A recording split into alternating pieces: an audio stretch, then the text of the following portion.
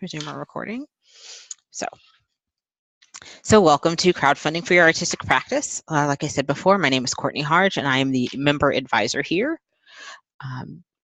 Here is a brief overview of what we're going to talk about. So I'm going to give you an introduction into some basic concepts. We're going to talk about building your audience, goal setting and budgeting, executing your campaign, and then we'll have a designated point for questions. Before we get there, while we begin, let me tell you a little bit about Fractured Atlas. Fractured Atlas is a nonprofit tech company that works with artists and arts organizations in all different disciplines all across the country. We offer a variety of programs and services that help artists strengthen the business side of their practice. Our 4 core programs are fiscal sponsorship, insurance, Artfully, and Space Finder. Fiscal sponsorship is our fundraising mechanism. I'm going to get a bit more into that in a second. Insurance is to help protect yourself, your work, your collaborators, and your spaces. Artfully is for ticketing and customer relationship management, and Space Finder helps connect venues with artists in need.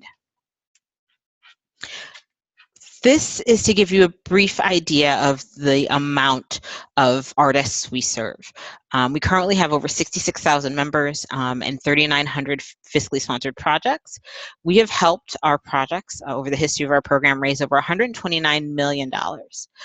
We have bound over 17,000 insurance policies and have served over 500,000 artists all across the country for a variety of needs. And who am I? My name, like I said, is Courtney Harge. I am the member advisor at Fractured Atlas, which means it's my job to help facilitate your experience through a lot of our programs, to help you better understand how to position yourself to take advantage of what we offer and to build your business. Outside of my work here at Fractured Atlas, I am a theater producer through my own company, Colloquy Collective, which focuses mostly on historical works by women of color. Based in Bedford-Stuyvesant, Brooklyn. So without further ado, we'll take you to the basic concepts of crowdfunding. So what is crowdfunding? Frequently, people refer to crowdfunding by the venues that they use to do it. But the basic definition of crowdfunding is it's the act of many people contributing money to a product in exchange for a good or service.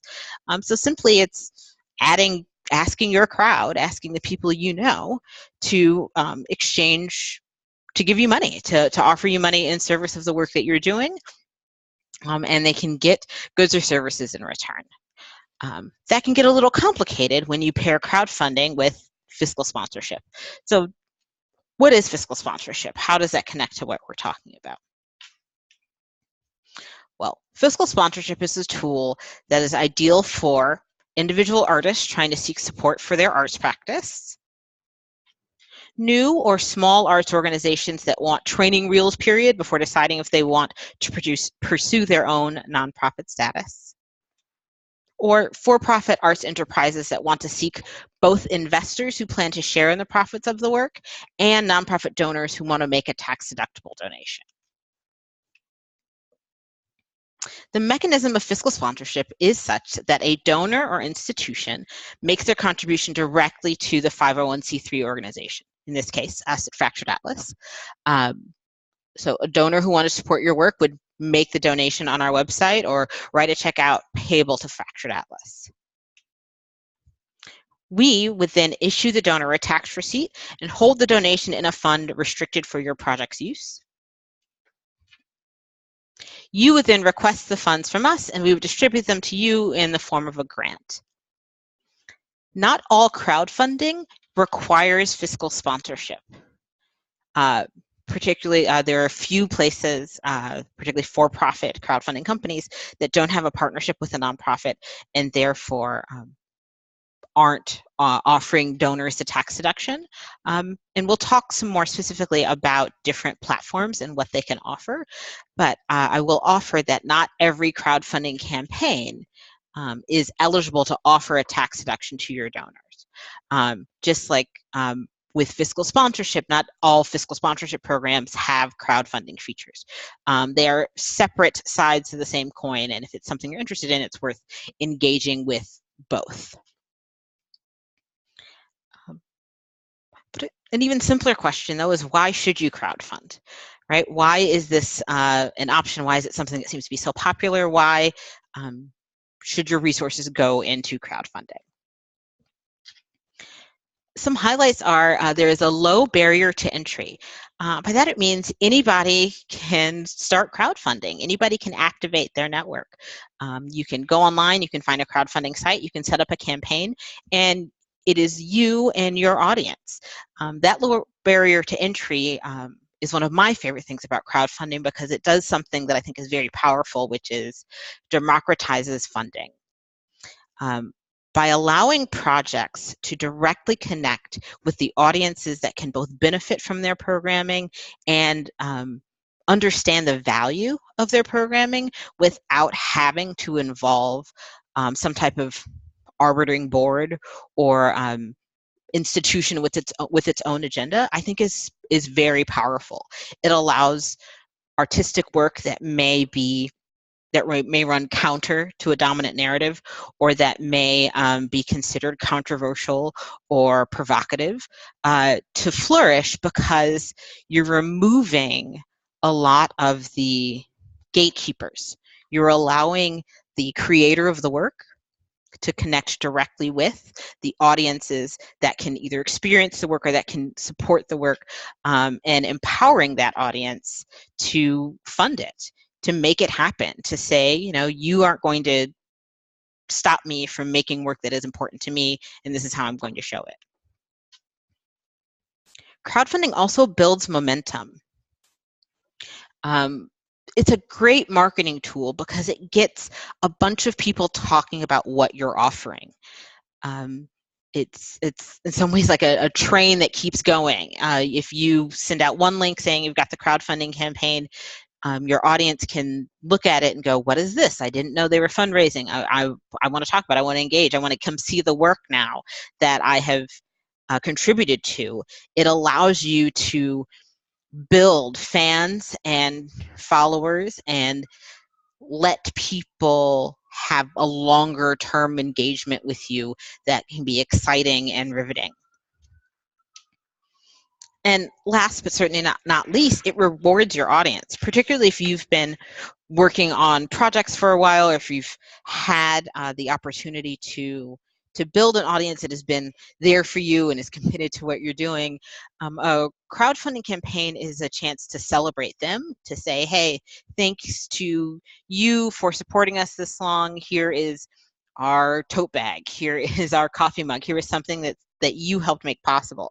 It allows them to be ambassadors for the work that they've supported, where they say, you know, I remember when we were operating in a tiny one-room place, and now we're doing this big, grand work, and they can say they were there when. Allowing your audience to have a stake in what you do and the chance to promote and share how they've been involved, it can be a very motivating factor. So again, the four kind of main reasons that you should crowdfund is the low barrier to entry, that it can democratize funding, it builds momentum, and it rewards your audience. But the meat of the question is, how should I crowdfund, right? That's what we are in this webinar to talk about. What are the ways, tips, and tools and tricks that can help you execute a positive campaign? Well, one of the first things I would like to do is offer a sense of where to start. And it is not where you think. It is not with the venue. Most people think that by picking a platform, they have done the hardest part about crowdfunding. It's like, well, I'm going to go to Kickstarter, I'm going to put up a GoFundMe, or I'm going to do this, and like that's the work. And I think that is a mindset that doesn't allow for planning and doesn't properly account for the amount of work a good crowdfunding campaign can be. So the metaphor that I think helps properly frame the power of crowdfunding is that crowdfunding is a party. I believe if you plan your campaign using the same principles that you'd use to plan a party, you can set yourself up for success. For a proper party, you should organize your guests, pick your venue, host the party, and say thanks. Organizing your guests in this metaphor means building your audience. You need to start with who you know, who you can activate to support your project. I think an important distinction is a distinction actually between fans and target audience. So a fan is any member of your audience who want to support you. So people who are close to you are fans. There are people who like you and like what you do, and they can be, they're fans of your work. They will support your work. Your target audience is the group or groups of people that prefer what you're offering. This is important to remember when crafting your audience, because you're not looking to reach everyone. You're looking to reach the people who find value in what you do. So there are people who are fans of you, who want to see you succeed, who may not actually be your target audience. For example, I am originally from Michigan, and I produce work in Bed-Stuy, Brooklyn. I have a lot of fans in Michigan. There are people who want my work to succeed, but they aren't actually my target audience. I can't go to my Michigan family and friends for ticket sales in Brooklyn. That does not set myself up for success by just engaging my fans and not engaging my target audience. Not everything is for everybody. You might have fans who aren't down with a particular type of work you're doing right now, or who aren't engaged specifically in this project, or maybe you're partnering with a new collaborator who has a different set of fans or a different target audience, and you're trying to figure out how to meld them together. Understanding not only who your current base is, but who you can be reaching and who wants the project or work or organization that you're offering is a powerful distinction that will help you better serve your audience. An audience is super important because audience actually helps determine your goal. So we're going to break it down. If you think of your audience via these tiers, which are organized by degree of separation from you, to clarify, you are at the center. And that is you and your collaborators and anybody who's directly involved in the work, who's at the center of the work. Next, you have your friends, your family, your fans. And these are people who already know you, already know a bit about what you're offering, are connected to you in some way. Then you have your acquaintances. Your acquaintances are the friends of friends, or the people who have heard of you but may not have a direct connection with you, but they are in your circle. You just may not be directly connected. And outside of that is the crowd. That is where the people who don't know you exist, the people who are waiting for what you have to offer exist. You actually have to go through each step to get to the next. You can't crowdfund or engage with people in the crowd without understanding who's closest to you, because I'm sure everybody has experienced this, where somebody just sent something out into the world, maybe a Facebook post or even an advertisement that you see, and you wonder, how did they even get to me? Like, this is not, they don't know me, I don't know them, I don't understand how I got there.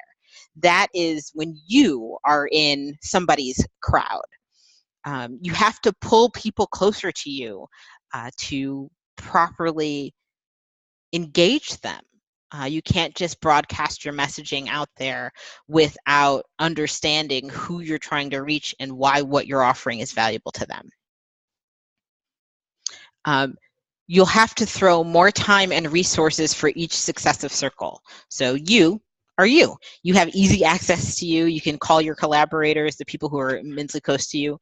You can directly get to friends and family. You may have to reach out to a second friend to get the number of the acquaintance, and then you have to figure out how do you break out of that to the crowd.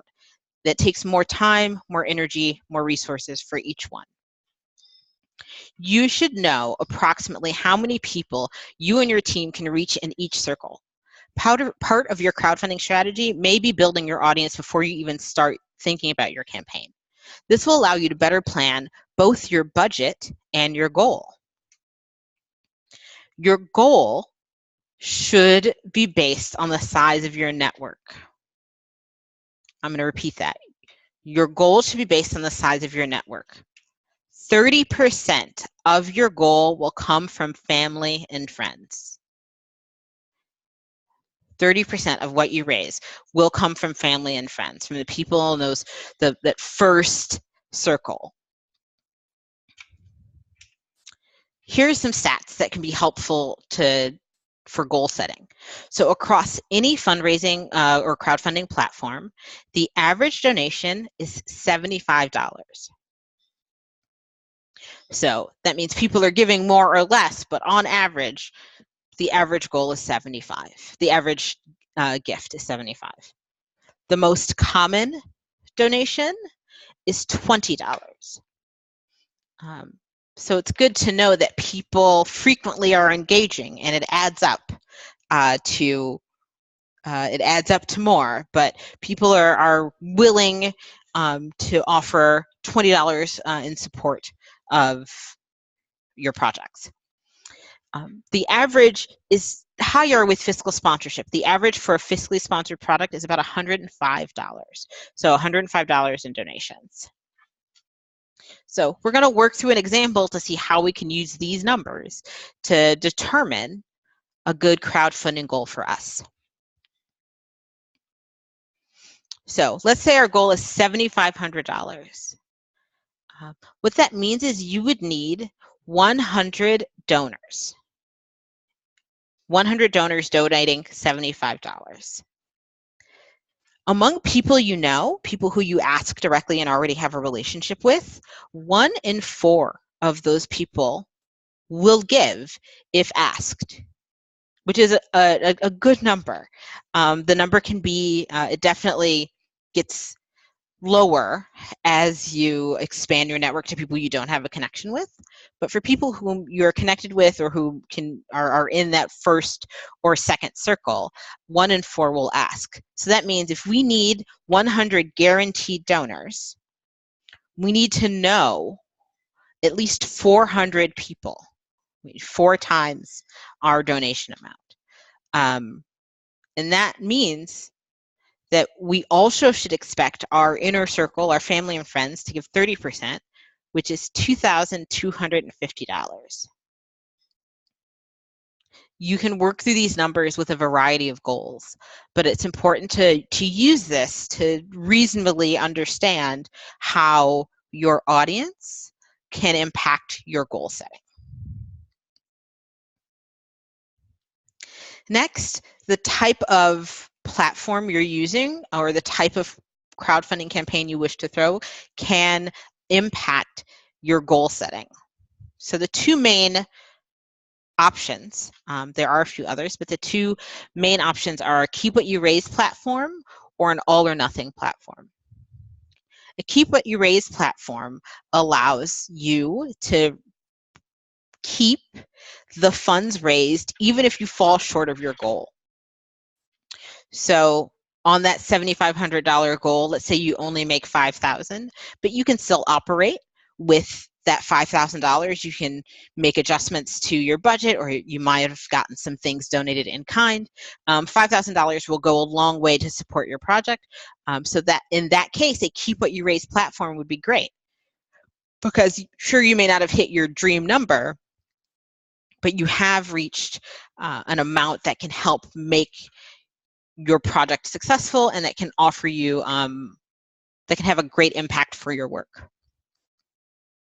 For all or nothing, it may depend that the best time for an all or nothing campaign is if you have high minimum costs where you can't do the project without it. This is more common in manufacturing. Let's say you're building a product, and people generally, or organizations generally, don't allow for small runs of manufactured items. So let's say if for $10,000 you need a particular part and you have to order it $10,000 at a time, so you feasibly can't do the thing that you're trying to execute if you got $9,000. You would need all 10 to make it happen. And it's in that case that an all or nothing platform is best, where you have a minimum, you can't operate with less than that, and that gives you the goal, that gives you the chance to say, hey, I really want you to support, but if we don't make it, then this isn't going to happen this time. People have different needs, but that's the best way to think about how to differentiate. I know it can feel overwhelming to develop a budget. Becomes a lot of things to think about, especially if you're looking at what is my audience currently like? Do I have enough people in my audience to engage a particular size budget? But this will help determine how much money your network can support you raising. In the same way that you wouldn't pick an event venue without knowing how many people need to fit in the space, you don't want to start a crowdfunding campaign without knowing who is in your network and knowing what your network can support. So here are some helpful hints to help you develop your budget using this information we just talked about with our network, and develop and understand how to communicate those costs. First is that numbers don't have feelings. I repeat this frequently in some of my other presentations because we've all been guilty of this, where we build our budget or we build we're building a project plan and we go, oh, that number feels high, or I think that just feels a little too low for me, or it just feels like something I'm uncomfortable with. And numbers actually have no feelings. They don't care about how large or small they are. Your budget should accurately represent the cost to execute your project or organization in the way you feel it needs to be done. There isn't a right or wrong number. Numbers simply tell the story of what it costs to do what you want to do. Your total budget is different from your campaign goal. So you need to know how your campaign will support your overall project. It's rarely a good idea to rely on crowdfunding for 100% of your costs, mostly because you want to do this in phases, and crowdfunding can either be right at the beginning or right at the end. And you don't want to make a lot of promises that you can't keep because you don't know if the funding is coming. And you don't want to rely on crowdfunding for the whole thing. You would like crowdfunding to be a piece of your fundraising pie. Another important thing is that money is not stuff. And that is a good thing. Frequently, people say, I need to raise X amount of dollars to be able to buy space, equipment, stuff to make my project happen. You don't actually need the money. What you need is the stuff. This is a great opportunity to think of small businesses you could partner with, or ask for non-cash donations from. You may also be able to get discounts for things in exchange for driving business their way or showcasing their product and your work. Remembering that money is simply a tool to get stuff can help you be more aware of the stuff you actually need. This can allow you to lower your crowdfunding goal or make it a bit more realistic, and to better understand what your actual financial needs are, as opposed to just saying, I'm going to have a $100,000 fundraising goal, do my crowdfunding, and that's where all the money will come from. Like, you might be able to say, hey, the space that I'm thinking about is willing to partner with me and take a portion of ticket sales as opposed to having to be paid up front. And that can reduce your budget significantly and better inform your request in crowdfunding. To that end, research is your best budgeting tool. You're not expected to know what everything costs to the penny. Your best tool in developing a strong budget is to research. Call vendors that sell the products you need. See what their prices and payment policies are. Compare prices through internet searches to get an accurate sense of the range of costs. Avoid accounting for the cheapest version of something in your budget. That deal may disappear, never to be seen again. It's important to give yourself a little extra room to best understand what your costs are, particularly when we talk a little bit more about rewards for your crowdfunding, because you don't want to have planned for everything being the cheapest you've seen, and then get to your campaign and find that you can't find that deal, or find that you aren't ordering enough to get that cheap price, or to find that they may be giving more than you need at that point. Knowing what your costs are can best inform and prepare you for a crowdfunding campaign.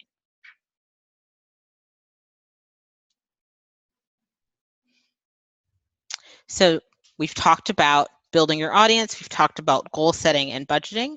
So now we're going to get into a bit of the nitty-gritty on executing your campaign. Now we can really consider platform. I'm going to talk a bit about things that are needed for every platform, regardless of individual conditions. And then we're going to highlight one or two differences that can make each stand out.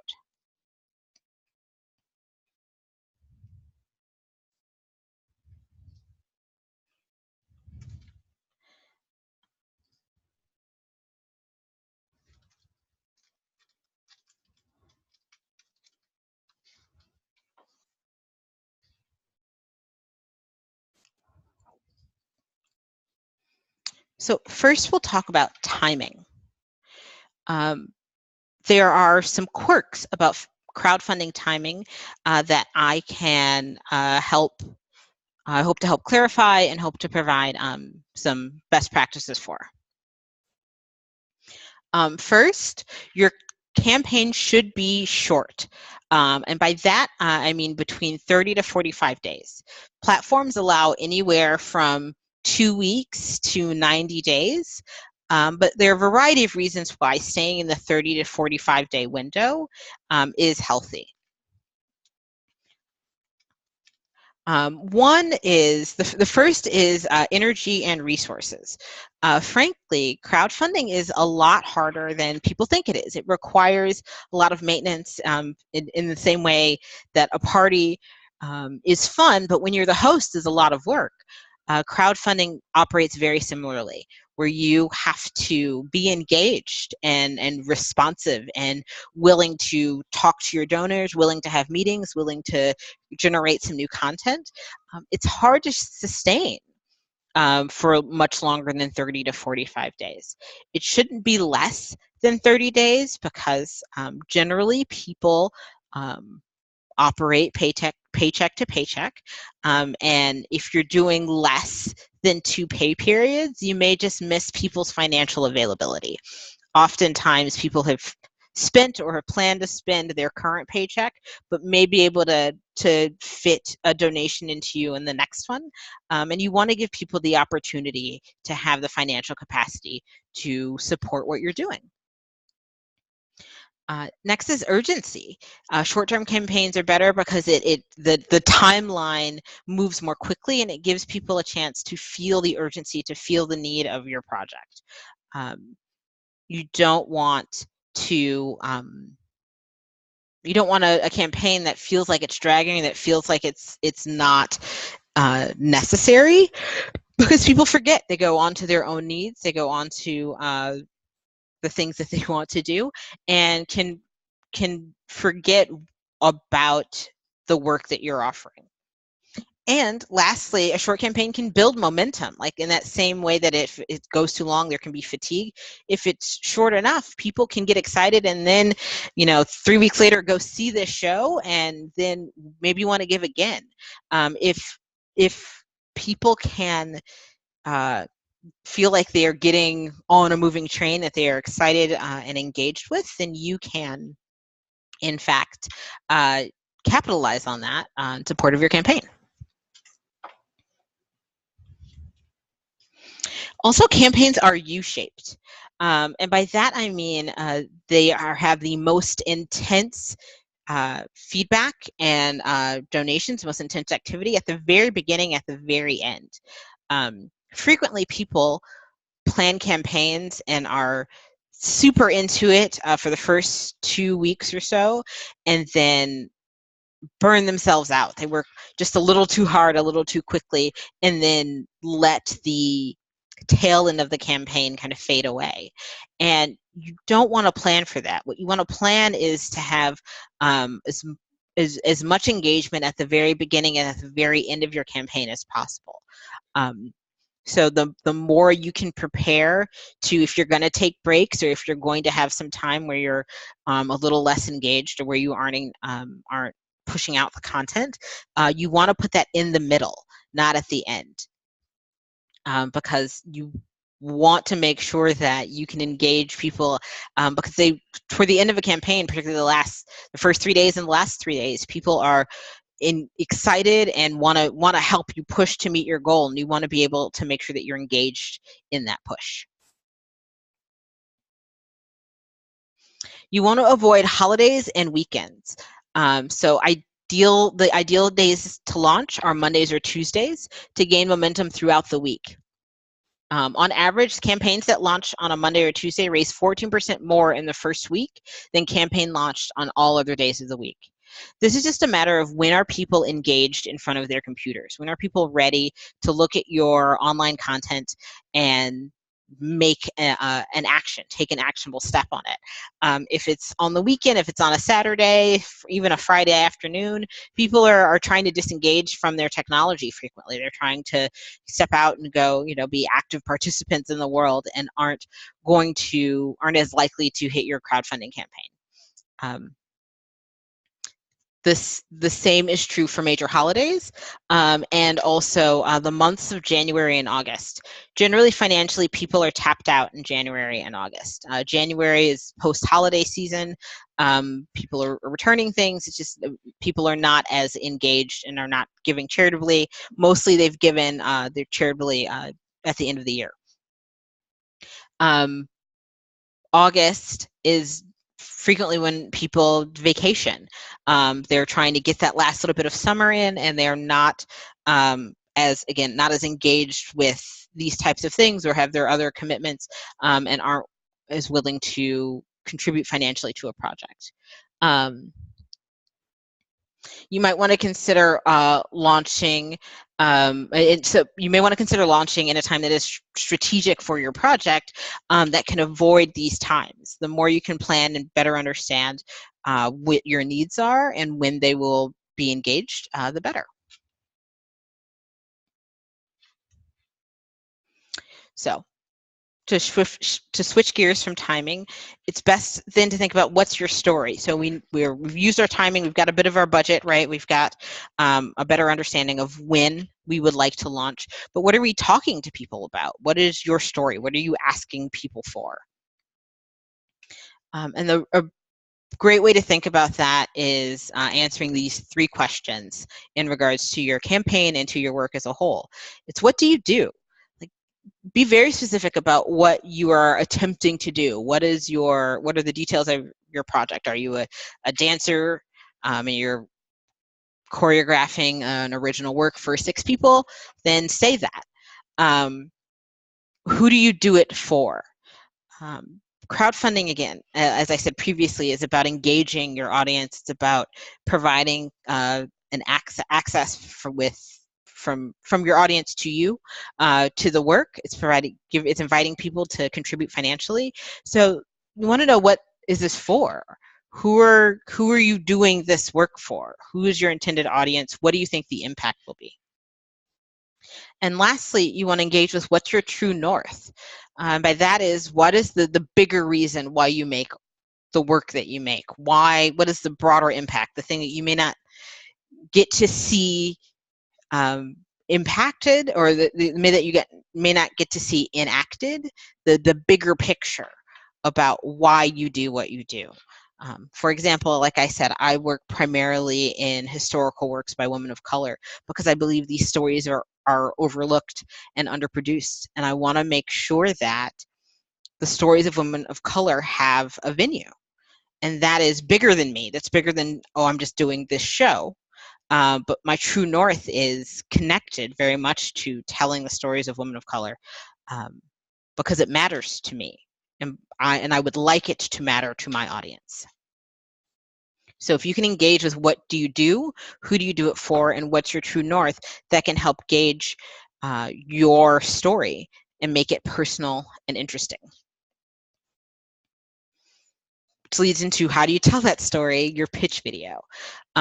Kickstarter has found that 50% of campaigns with a video reach their goal, while campaigns without videos only have a 30% chance of being funded. Some tips about the video is keep it personal. People give to people, so you or your team should be in the video. It also doesn't have to be flashy. It doesn't have to be perfect. It doesn't have to be a feature-length film quality video. It needs to be clear so that people can see and hear what you're offering. But it should mostly be personal. It's about, why does this project matter? It should communicate the answers to the 3 questions I just discussed. It should be short, between 1 and 3 minutes. And the first 30 seconds are crucial. Frequently, this is also something I've seen with work samples, where people like begin in silence or with something still, and that frankly causes the viewer to be concerned that their equipment isn't working. And so then they spend the first 40 seconds of your video trying to make sure that their speakers are on or that their monitor isn't broken. You want to start with something that is engaging and can catch people's attention. So the first 30 seconds are crucial, and it shouldn't be longer than 3 minutes long. You should showcase the work. Don't forget to show what you can show of the work that you're trying to get supported. While it should be personal and the team should be there, if there are samples, if there are sketches, if there are things that suggest what the work is about, those should be included in the video. And ask for money. Frequently people say, we need your support, and other people are willing to offer that support, but what you're asking for specifically is a financial contribution.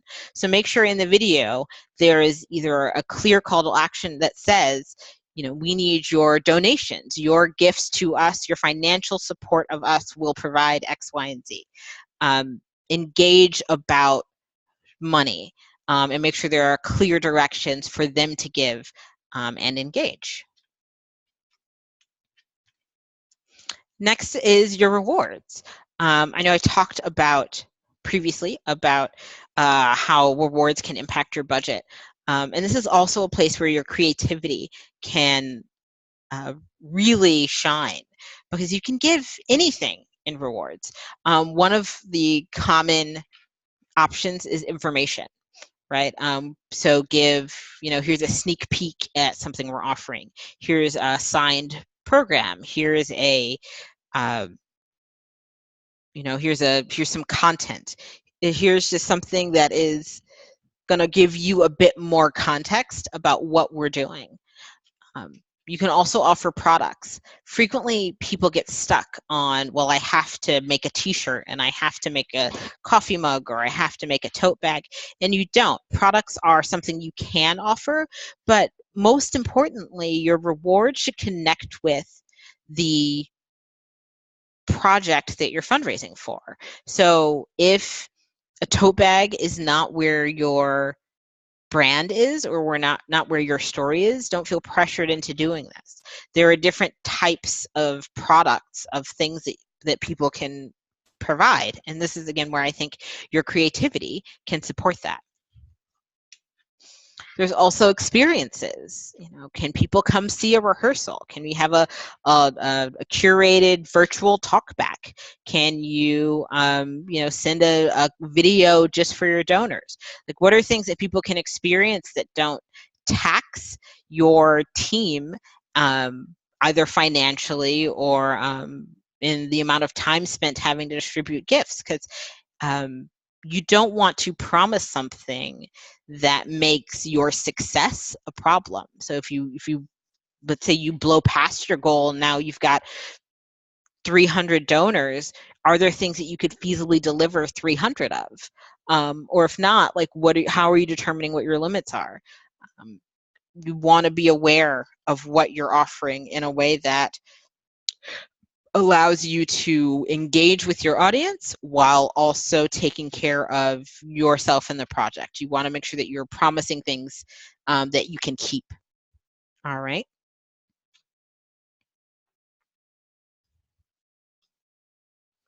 And lastly, anything. Anything can be a reward for a crowdfunding campaign. It just has to connect with your work. It has to connect with the project.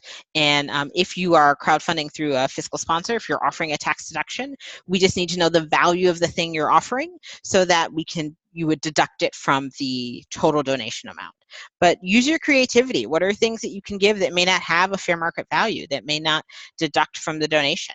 You want to make sure that you can and it's something that you can deliver. But take your imagination, go for it, see what you can make happen.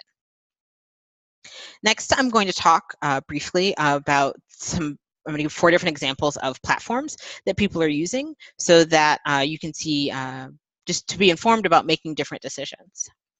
So first is Kickstarter. It's clearly one of the biggest.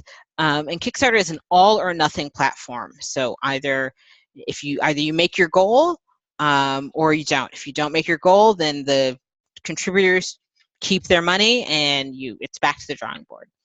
This is ideal for product launches. Again, things that like have a manufacturing minimum or things where you need to hit a specific bottom before you can begin. This is also great for proof of concept, where you're like, I have this idea, I need some more funding to figure out if it's viable or figure out if it's something that can be of service. Those are the 2 types of project that can really engage on Kickstarter. I'm sure there are a variety of other ways that can happen, but those tend to be the 2 categories of projects that do the best. We at Fractured Atlas have launched our own crowdfunding platform called Fundraising by Fractured Atlas. It is a Keep What You Raise platform. Right now, it is only for our fiscally sponsored projects, which is great because there are no additional fees, there are no additional barriers to entry to have access to the crowdfunding campaigns. If you are fiscally sponsored, you can get started on developing a Fundraising by Fractured Atlas campaign immediately. It is because it is through us, it is for projects with an artistic focus. We do only currently work with arts projects, but we have a very broad and inclusive definition of arts, so it's a little bit of something for everyone. Next is Patreon. Patreon is actually a subscription model. So it's a monthly donation model. It's mostly for long-term engagement with your audience, where your audience can act as a patron, can provide you with a steady stream of funds in exchange for content. It's ideal for quick content generators. It's ideal for quick content generators. So people frequently use it for YouTube channels or writers who can write short form content. I do see a question, which is this says there's an understanding that if Fractured Atlas is your fiscal sponsor, you can only use Fractured Atlas crowdfunding service.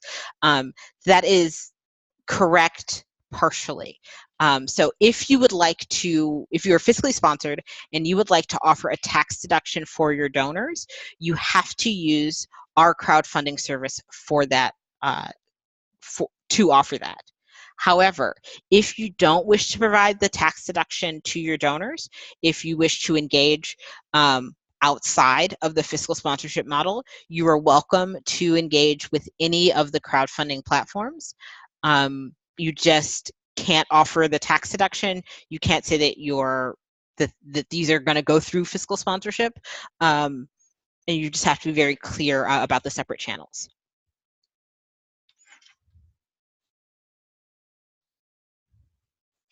And next is Seed and Spark. Seed and Spark is also a Keep What You Raise platform, but it's ideal for film and media distribution. It is great for media projects that are looking for distributors. And its unique feature is it offers direct purchase donations. So you can actually have equipment lists available on Seed and Spark, and donors can, as opposed to giving you dollars, can give you, can directly purchase the equipment that you're looking for, or props or costumes that you're requesting. The crowdfunding landscape is vast. There are a lot of different platforms out there. So feel free to shop and see what is available to and for you, and ask questions. But I offered these four as four platforms that are doing kind of different things to see different types of options you can look for. Last but certainly not least, we're going to cover a few of our myths about crowdfunding, so that you can understand some pitfalls to avoid. So the first myth is that of the angel donor. You will know almost 85%, if not more, of your donors. The majority of them are friends and family. They're coming from your circles, from friends of friends. There aren't really donors who just kind of trawl through crowdfunding sites looking to drop large amounts of money for campaigns that they don't know. Your largest donors will be people you have some type of relationship with. I'm not saying that you can't cultivate donors. Yes, I'm not saying that you can't cultivate donors from that space, or cultivate people who grow into angel donors, but it's rarely doesn't happen where a stranger just comes in and decides to give lots of money. We do have another question, which is, the question is the Fractured Atlas platform also considered to be a crowdfunding platform? And how can a product distinguish between the campaign and a regular donation? Can we create two different links? So yes, Fundraising by Fractured Atlas is a separate platform that is accessible through your My Fiscal Sponsorship platform. If you go into My Fiscal Sponsorship, you can see it, I believe, under the Accessorize tab. And so your crowdfunding campaign, because it is short term, is a separate link from your main Fractured Atlas page. There is more information in the Fractured Atlas knowledge base about the details about setting up a crowdfunding campaign. But yes, to answer your question, there are two separate links from your main profile page and your Fundraising by Fractured Atlas campaign page. And you can distinguish between them by setting up a campaign following the instructions in our knowledge base. The next myth is that the set it and forget it myth. You can't just launch a campaign and then go out of town or walk away from the campaign. Again, in the same way that you can't host a party, invite everybody over, and then leave once everyone gets there, you can't do that with a crowdfunding campaign. People need the engagement. They need content. There has to be a marketing plan associated with your crowdfunding campaign, because you have to talk about how are you going to tell people your story? How are you going to tell people what you're about? And how are you going to continue to push through to get to further and further circles of connections and audience members? The next myth is diamonds for donors. You don't have to offer the world's most expensive things and to incentivize people to donate. Your work is valuable in and of itself. You are offering a service by creating this work, and you are inviting people to have access to it. You don't have to make sales in order to get people to donate. It's about engaging with what you're doing. It's not about trying to manufacture the perfect coffee mug or tote bag, or I don't know, giving 5 copies of your CD, or giving 10 sets of tickets to something. It's about what can you offer that actually provides value, that acknowledges that they are also giving you something, that you are giving them something, excuse me, that acknowledges that you are giving them something in the creation of your work and in the impact that you're going to have. And lastly, this idea that if you set a huge goal, you get a huge reward. So if I set a $50,000 goal, I can still raise 25,000, and that would be great. And that's misleading. An accurate goal is more likely to get you where you need, and you can exceed it, than it is having a giant goal thinking you'll get a percentage of it.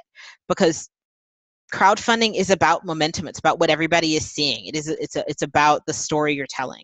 And if you have a $50,000 goal that you've only raised $10,000 of, people will view that campaign as not succeeding. But you could use that $10,000. So you want to make sure that you're setting an accurate representation of what you need, so that people can be excited and feel like they are helping you get there. Because you don't want to be discouraged by having $10,000, right? That doesn't seem to be something that you would want, but that is what can happen if you set huge goals hoping for huge money.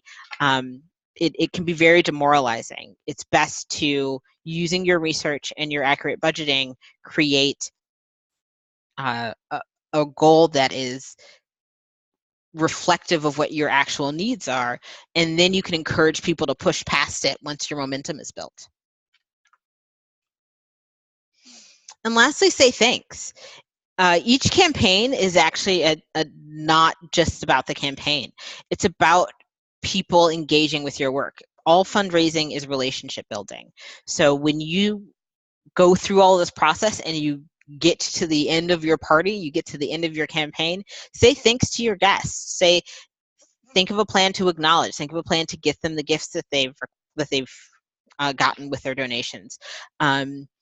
Realize that you are, even if you aren't actively planning for your next crowdfunding campaign, you're always planning for your next crowdfunding campaign or your next fundraising push. You want to hope to encounter these people and pull them into your circle, so that you can show them the work that you're making, and so that you can come back to them later and they can help you grow, and it can become a mutual relationship, a mutually beneficial and mutually supportive relationship.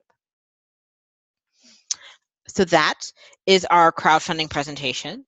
I'm happy to take any questions at this point. One of our questions is, if Fractured Atlas is the fiscal sponsor, are donations tax deductible? Yes. If you go through our crowdfunding, if you're going to do a crowdfunding and then you're fiscally sponsored and you go through our Fundraising by Fractured Atlas crowdfunding platform, then yes, those donations will be tax deductible. As I stated before, there are tax deductible over and above the amount of any goods or services received. But yes, they are tax deductible, subject to the rules of our fiscal sponsorship program. Are there any other questions?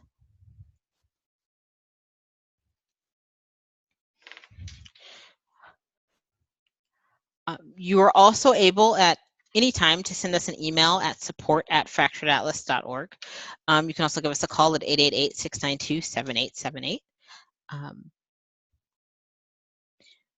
Also feel free to look at all of the webinars in our series. We do these every other Tuesday evening. And we also have a link, which you can see there in our knowledge base, that has our past webinars. Okay, I'm seeing one or two more questions. One, do fiscally sponsored campaigns do better than others? That is a good question. It simply, no. It's not, whether or not a project is fiscally sponsored doesn't have an impact on whether or not the campaign is successful. It's oftentimes a matter of preparation, of timing, of the work. There are so many factors that can determine whether or not a crowdfunding campaign is successful, that it's not dependent on whether or not it's fiscally sponsored or not. That also can depend on audience. It can depend on goal, and it can depend on the level of donations given. frankly, I think that it's more important to focus on preparation and planning than it is on venue or fiscally sponsored status or not. I will offer that for fiscally sponsored projects, the average donation is $105, where for non-fiscally sponsored projects, the average donation is $75. So people are generally willing to give more per donation, but that ultimately, that doesn't always indicate, or that's not always a predictor of the success of a project. This question is, if you're fiscally sponsored by Fractured Atlas, can you raise money on a rolling basis instead of in the 30-day crowdfunding timeline? Yes, your fiscal sponsorship profile page, your permanent fundraising page, once you're fiscally sponsored, is up all of the time. So crowdfunding is specifically for short-term campaign-driven requests. Your long-term fundraising is available at all the time. So there's no time limit on that. This is just for a particular type of fundraising.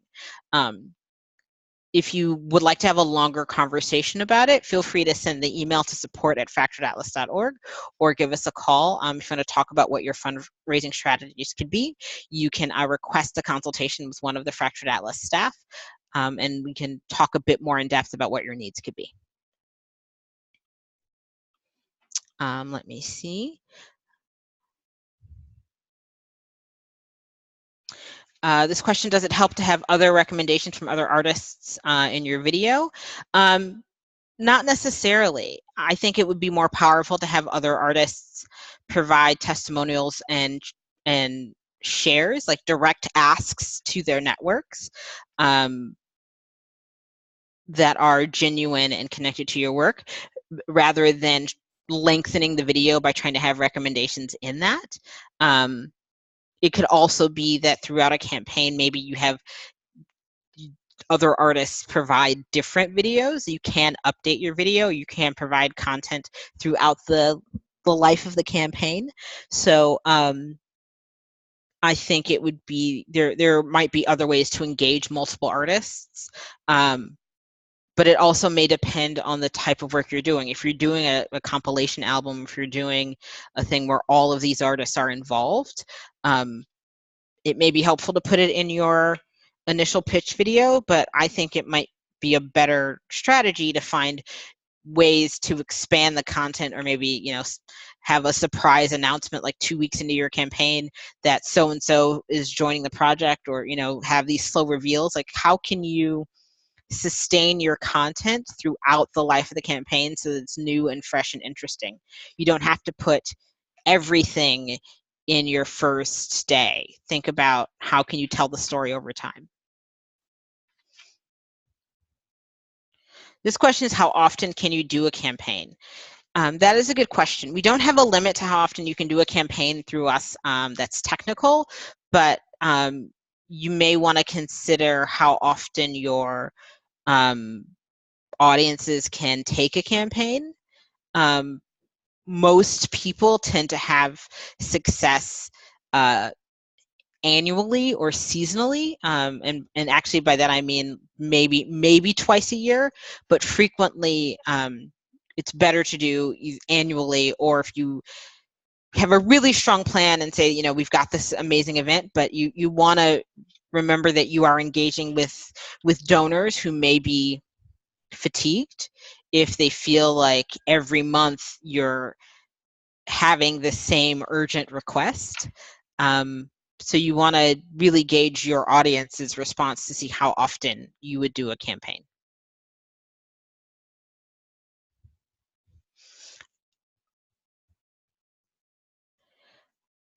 Are there any other questions before we head out? Thank you all so much for your participation. I really appreciate it. If, you know, after this you think of some additional questions, feel free to email support@fracturedatlas.org, or give us a call at 888-692-7878.